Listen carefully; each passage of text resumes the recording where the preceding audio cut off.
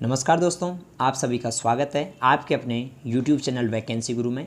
दोस्तों, आप सभी को बताना चाहूँगा कि ये वीडियो आपकी एग्ज़ाम के लिए बहुत ही ज़्यादा महत्वपूर्ण होने वाला है, क्योंकि इस वीडियो में मैंने बहुत सारे इंपॉर्टेंट क्वेश्चंस जो कि नए चैप्टर से संबंधित है डाले हैं और हमारी टीम ने कम्प्लीटली इसको नए सिलेबस के आधार पर तैयार किया है। जैसा कि इससे पहले वाला वीडियो भी नए सिलेबस का था, ये सेकेंड वीडियो उसी नए सिलेबस के लिए। ठीक है, तो दोस्तों लेट्स हम स्टार्ट कर देते हैं। क्वेश्चन नंबर 1 को, एसएसओ का पूरा नाम क्या होता है? मित्रों, एसएसओ का पूरा नाम सिंगल साइन ऑन होता है। ठीक है, सिंगल साइन ऑन। और एसएसओ क्या होता है? राजस्थान सरकार द्वारा सभी प्रकार की नागरिकों को दी जाने वाली सेवाएं एक ही वेबसाइट पर उपलब्ध करवाए जाने वाला पोर्टल एसएसओ है। ठीक है, अगला प्रश्न है, नागरिक ऑनलाइन माध्यम से रोजगार के लिए पंजीकरण कैसे कर सकते हैं? नागरिक ऑनलाइन माध्यम से रोजगार के लिए पंजीकरण ई मित्र के माध्यम से कर सकते हैं, रोजगार विभाग की वेबसाइट से कर सकते हैं, ए और बी दोनों से कर सकते हैं। यानी कि इसका सही जवाब है ए और बी दोनों। दोस्तों, आप सभी को बताना चाहूँगा, इससे पहले वाले वीडियो में मैंने एक प्रश्न आपसे पूछा था। मेरा प्रश्न था MS वर्ड में किसी फाइल को सेव करते समय अधिकतम कितने अक्षर लिखे जा सकते हैं? तो उसका सही जवाब 250 कैरेक्टर्स आएगा।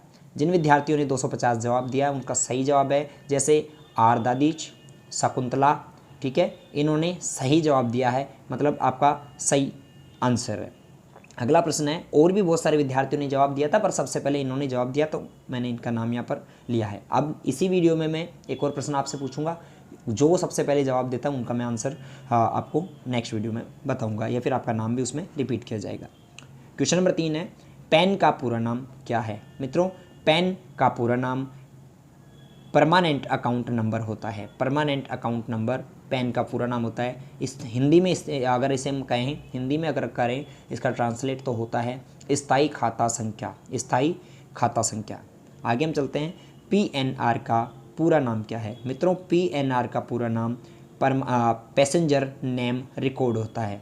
PNR का फुल फॉर्म होता है पैसेंजर नेम रिकॉर्ड, यानी ऑप्शन बी सही जवाब है, पैसेंजर नेम रिकॉर्ड। अगले प्रश्न पर हम चलते हैं। नेक्स्ट प्रश्न आपके सामने है, नया पैन कार्ड आवेदन करने के लिए कौन सा फॉर्म भरना आवश्यक है?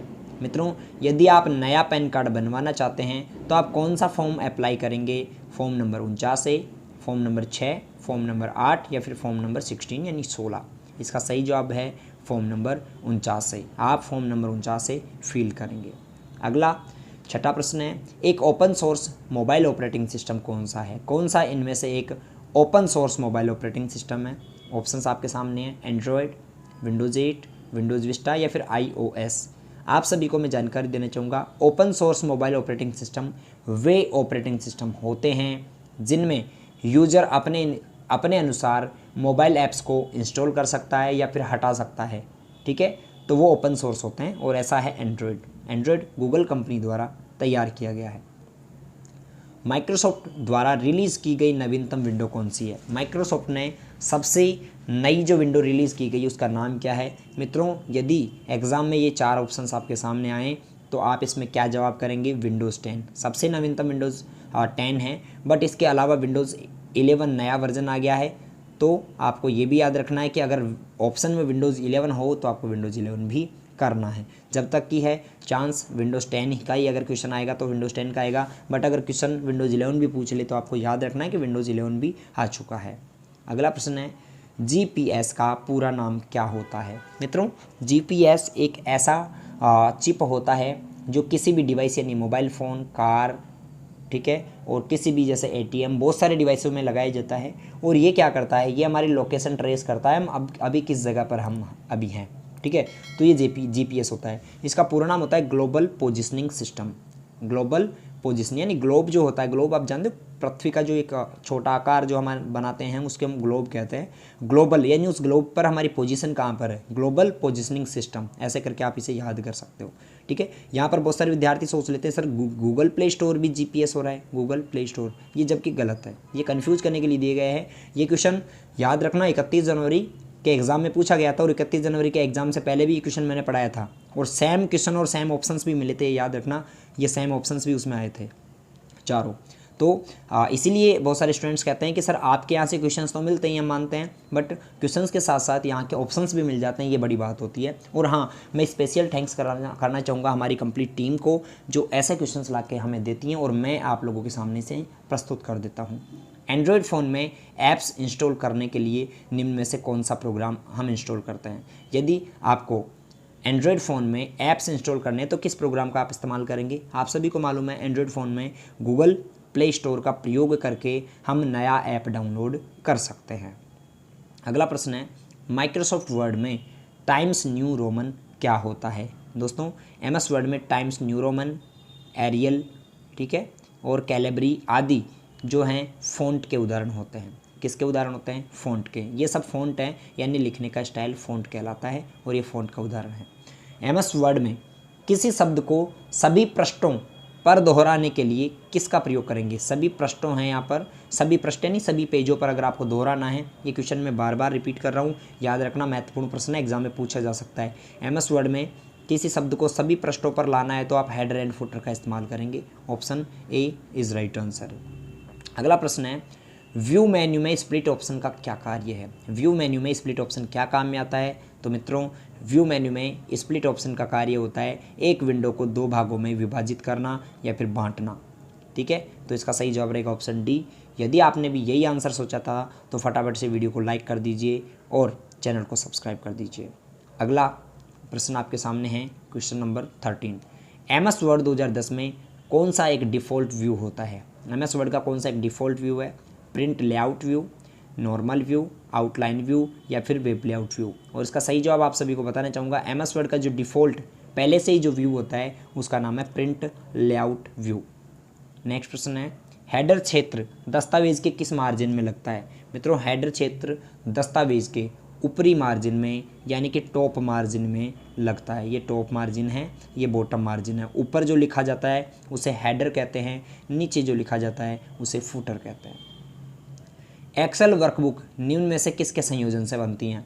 MS एक्सेल की जो एक वर्कबुक है वो निम्न में से किसके संयोजन से बनती हैं? और इसका सही जवाब है मित्रों वर्कशीट एंड चार्ट। वर्कशीट और चार्ट मिलकर वर्कबुक का निर्माण करते हैं। अंतिम एग्जाम जो था, लास्ट टाइम जो एग्जाम हुआ था उसमें ये प्रश्न पूछा गया था, सेम प्रश्न आया था, सेम ऑप्शंस वहाँ पर आए थे। अगला है, अगर एक कंप्यूटर में एक से अधिक प्रोसेसर है तो उसे क्या कहा जाता है? किसी कंप्यूटर में यदि एक से ज़्यादा प्रोसेसर होते हैं तो उस कंप्यूटर को मल्टी प्रोसेसर कहा जाता है, यानी कि मल्टी प्रोसेसर कंप्यूटर वो कहलाता है। अगला चलते हैं, नेक्स्ट प्रश्न देखते हैं, स्टोरेज युक्ति USB का विस्तारित रूप क्या है? यानी कि स्टोरेज युक्ति USB जो होता है, यहाँ पर USB का पूरा नाम क्या होता है? मित्रों, USB का फुल फॉर्म होता है यूनिवर्सल सीरियल बस, यानी कि आप देख रहे हैं ऑप्शन बी इसका सही जवाब है। यूनिवर्सल सीरियल बस is the full form of USB। अगला प्रश्न आपके सामने है, क्वेश्चन नंबर 18। एक बाइट कितने बिट के बराबर होता है? एक बाइट में कितने बिट होते हैं? मित्रों, बिट क्या होता है और बाइट क्या होता है समझ लीजिए। मेमोरी को मापने की इकाई होती है बिट, ठीक है। यहाँ पर एक बाइट में 8 बिट होते हैं, एक बाइट में 8 बिट होते हैं। ऑप्शन ए इसका सही जवाब है।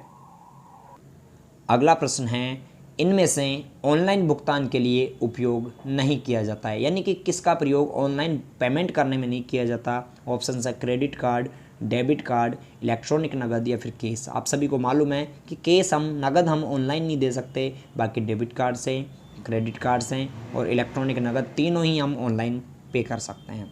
अगला है, स्पीकर क्या है? स्पीकर कैसा डिवाइस है? इनपुट डिवाइस है, सॉफ्टवेयर प्रोग्राम है, आउटपुट डिवाइस है या फिर बग है? आप सभी को मालूम होना चाहिए मित्रों, स्पीकर एक आउटपुट डिवाइस होता है। अब आउटपुट और इनपुट की मैं पहचान आप लोगों को इस वीडियो में बताने वाला हूं कि इनपुट कौन से डिवाइस होते हैं और आउटपुट कौन सा होता है, ठीक है दोस्तों। आउटपुट ऐसे डिवाइस होते हैं जिनके नाम के लास्ट में ER आ जाए या फिर OR आ जाए। किसी भी फाइल के, किसी भी जो है डॉक्यूमेंट या किसी भी डिवाइस के नाम में, किसी भी उपकरण के नाम में अंत में ER या OR आ जाए, जैसे कि मॉनिटर, स्पीकर, प्रिंटर, ठीक है, प्रोजेक्टर, प्लॉटर, ये सभी जो नाम आपने देखे सबके नाम के लास्ट में ER या OR आ रहा है। अगर किसी भी डिवाइस के नाम के अंत में ER या OR आता है तो वो आउटपुट डिवाइस कहलाता है, ठीक है। केवल स्कैनर को छोड़कर, आपको इसमें स्कैनर को नहीं लेना, स्कैनर एक अपवाद है। स्कैनर को छोड़कर जिस किसी भी डिवाइस के नाम में लास्ट में ER या OR आता है आउटपुट डिवाइस कहलाता है। ठीक है, अगला प्रश्न है दोस्तों, ये सारे प्रश्न जो है वैकेंसी गुरु को मैं स्पेशल थैंक्स देना चाहता हूँ। वैकेंसी गुरु टीम ने ये कंप्लीट किए आप लोगों के लिए, और आप ऐसे ही महत्वपूर्ण प्रश्न पढ़ने के लिए गूगल पर जाइए और गूगल पर वैकेंसी गुरु लिखिए। वहाँ से आप जो भी स्टूडेंट है जिनको वैकेंसी गुरु वेबसाइट का मालूम नहीं है, वैकेंसी गुरु वेबसाइट गूगल पर जाकर आप पहुँच सकते हैं, वहाँ से सभी इंपॉर्टेंट क्वेश्चन को पढ़ सकते हैं, ऑनलाइन टेस्ट दे सकते हैं। ठीक है, माउस है एक, माउस क्या है? आउटपुट डिवाइस है, इनपुट है, एप्लीकेशन सॉफ्टवेयर है या फिर ऑपरेटिंग सिस्टम है। अब आपको मैं पुराना फॉर्मूला बताऊंगा अभी जो मैंने बताया था। क्या माउस के नाम में ER या OR आता है? लास्ट में आप देखिए ER या OR आ रहा है क्या? आप बोलेंगे सर नहीं, तो माउस एक इनपुट डिवाइस है। ठीक है, माउस एक इनपुट डिवाइस है, या दूसरे तरीके से समझे कि माउस का काम तो कंप्यूटर को निर्देश देने के लिए किया जाता है, तो ये कैसा डिवाइस हुआ? इनपुट डिवाइस है। अगला हम देखते हैं नेक्स्ट प्रश्न, निम्न में से कौन सा सर्च इंजन का विकास माइक्रोसॉफ्ट ने किया है, यानी माइक्रोसॉफ्ट ने कौन सा सर्च इंजन बनाया है? ठीक है, यहाँ पर सभी सर्च इंजन है, इनमें से माइक्रोसॉफ्ट का कौन सा है? तो ऑप्शन है Bing, Yahoo, Google and AltaVista, और उसका सही जवाब है बिंग। बिंग जो सर्च इंजन है ये माइक्रोसॉफ्ट कंपनी ने बनाया है। अगला प्रश्न है, किसी शब्द के बारे में उसी पेज के नीचे लिखा गया छोटा विवरण क्या कहलाता है? किसी शब्द के बारे में उसी पेज के नीचे लिखा गया छोटा विवरण फुट नोट कहलाता है। आज मेरे को किसी एक विद्यार्थी ने किसी एक अन्य वीडियो का एक स्क्रीनशॉट भेजा था, जिसमें इसी प्रश्न सेम प्रश्न का जो है आंसर उन्होंने बताया फुटर। ये गलत है मित्रों, बहुत सारे यूट्यूब चैनल पर लोग पढ़ाते हैं, बहुत सारे मैंने स्क्रीनशॉट बच्चे भेजते भी हैं, तो कुछ में मैंने गलती भी फाइंड की है, हो जाता है मिस्टेक, हो सकता है उनसे मिस्टेक हो गया हो बताने में, या फिर उन्होंने ऐसा ही उनका आंसर मालूम हो, उस पर मैं कोई कमेंट नहीं करना चाहूँगा। पर इस ऐसा क्वेश्चन मैंने देखा था, इसका जवाब वहाँ पर फुट नोट होना चाहिए, उन्होंने फुटर बताया है। ठीक है, जो कि गलत है। और एक और बात बताऊंगा, बहुत सारे यूट्यूब चैनल आजकल ऐसे ही RCET की वीडियोस बनाने लग गए, जो कि उनका कोई इंस्टीट्यूट नहीं है, कोई वो पढ़ाते नहीं है, फिर भी वो अपने ही जैसे वैकेंसी गुरु के क्वेश्चंस को कॉपी करके पढ़ा देते हैं। बहुत अच्छी बात है, लोगों का भला कर रहे हैं, तो वेल डन। बट अगर वो आंसर गलत बता रहे, वहाँ पर मैं उनको कहूँगा कि आंसर आप गलत नहीं बताएं। ऑनलाइन शॉपिंग ई-कॉमर्स पर भुगतान का माध्यम होता है। ऑनलाइन शॉपिंग यानी ई-कॉमर्स पर भुगतान का माध्यम कौन कौन सा है? तो आप सभी को बताऊंगा कि net banking, mobile banking online है, क्रेडिट और डेबिट कार्ड ऑनलाइन है। ठीक है, और ऑनलाइन का मतलब ई-कॉमर्स पर इससे हम पेमेंट कर सकते हैं, और कैश ऑन डिलीवरी भी हम कर सकते हैं। जब हम ऑनलाइन कोई भी सामान खरीदते हैं फ्लिपकार्ट, अमेजोन आदि से, तो हम कैश ऑन डिलीवरी भी दे सकते हैं, यानी ऑल ऑफ द अबव इसका राइट आंसर है। ठीक है, अगला प्रश्न है, एक्सेल 2010 में एक वर्कशीट में कितनी रो होती हैं? MS एक्सेल की एक वर्कशीट में दोस्तों 10,48,576 रो होती हैं। टोटल रोज़ होती हैं 10,48,576। दोस्तों, आप में से जो भी विद्यार्थी ऐसा है जिसकी अब तक कोई भी तैयारी नहीं है, बिल्कुल आपको लग रहा है कि मुझे मेरी तैयारी कम है, या फिर मेरी तैयारी तो है बट मैं बहुत अच्छी परसेंटेज बनाना चाहता हूँ, तो आप अभी वैकेंसी गुरु मोबाइल ऐप प्ले स्टोर से डाउनलोड करें और उसमें 99 का कोर्स खरीदकर अपनी तैयारी को बेहतर करें। दोस्तों, विश्वास कीजिए, यदि आपने 99 का कोर्स वहाँ से ख़रीदा तो आपकी बहुत अच्छी ही नहीं बहुत अच्छी परसेंटेज बनेगी। इसके लिए मैं आप लोगों को एक विश्वास देना चाहता हूँ। अगला प्रश्न है, MS एक्सेल में इफ़ एरर क्या है? मित्रों, MS एक्सेल में इफ़ एरर एक लॉजिकल फंक्शन होता है। जहाँ कहीं पे भी इफ़ की बात आती है तो लॉजिक लगता है, यदि ऐसा हुआ तो या फिर नहीं हुआ तो। ठीक है, इफ़ का मतलब हिंदी में यदि होता है, यदि ऐसा हुआ तो या फिर नहीं हुआ तो लॉजिकल फंक्शन यहाँ पर होगा। अगला है, लुकअप फंक्शन निम्न में से क्या करता है? मित्रों, लुकअप फंक्शन का कार्य संबंधित रिकॉर्ड का पता लगाने के लिए किया जाता है कि इस जो सीट में इससे संबंधित क्या वैल्यू है उसका पता कर रहा है, तो लुकअप फंक्शन का प्रयोग करते हैं, या तो वी लुकअप या फिर एच लुकअप, दोनों में से किसी का भी प्रयोग कर सकते हैं। MS एक्सेल में पाइवट टेबल यूज़ में ली जाती है। पाइवट टेबल का यूज़ क्यों करते हैं MS एक्सेल में? दोस्तों, डेटा को संक्षिप्त बनाने के लिए इसका प्रयोग किया जाता है। डेटा को संक्षिप्त यानी छोटा बनाने के लिए इसका प्रयोग किया जाता है। अगला प्रश्न है, अगला प्रश्न पूछने से पहले इसके बारे में समझाने से पहले मैं आपसे एक प्रश्न पूछता हूं, जो कि आपको कमेंट करके मुझे बताना है। क्या आप जानते हैं MS एक्सेल में फ़िल्टर ऑप्शन की शॉर्टकट की क्या होती है? कमेंट करके जवाब दें। MS एक्सेल में फ़िल्टर ऑप्शन की शॉर्टकट की क्या है? कमेंट करके ज़रूर बताएं। जो भी कमेंट करता है उनका मैं नाम अगले वीडियो में मेंशन करूँगा, सबसे पहले जिसका मेरे को जवाब मिलता है। ग्राफिक प्रेजेंटेशन प्रोग्राम में प्रत्येक प्रेजेंटेशन किस में विभाजित होती है? यानी कि पावर पॉइंट में प्रत्येक जो प्रेजेंटेशन है वो किस में विभाजित होती हैं? छोटे छोटे स्लाइड्स में, यानी वो छोटे छोटे स्लाइड्स में विभाजित होती है। इसका सही जवाब ऑप्शन है स्लाइड्स। और नेक्स्ट प्रश्न है, पावर पॉइंट में प्रस्तुतिकरण में, पावर पॉइंट की जो प्रेजेंटेशन है उसमें डुप्लीकेट स्लाइड लेने की शॉर्टकट की क्या है? और मित्रों इसका सही जवाब है कंट्रोल एक्स भी नहीं है, कंट्रोल एन भी नहीं है, कंट्रोल डी सही जवाब है, कंट्रोल जेड नहीं है। ठीक है, कंट्रोल डी डुप्लीकेट यानी दूसरी स्लाइड उसी की हूबहू बनानी है तो आप किसका प्रयोग करेंगे? कंट्रोल डी का। कंट्रोल जेड अंडू की शॉर्टकट है, कंट्रोल एन न्यू की शॉर्टकट है, कंट्रोल एक्स कट की शॉर्टकट है। मित्रों आज के वीडियो को मैं यहीं विराम दूंगा। उम्मीद है आप सभी को वीडियो अच्छा लगा होगा। यदि अच्छा लगा तो वीडियो को लाइक कीजिए और अच्छी तैयारी के लिए वैकेंसी गुरु वेबसाइट या फिर वैकेंसी गुरु मोबाइल ऐप डाउनलोड करके तैयारी कीजिए। आप सभी को बहुत बहुत धन्यवाद। मिलते हैं अगले वीडियो में, तब तक आप अपना ध्यान रखें।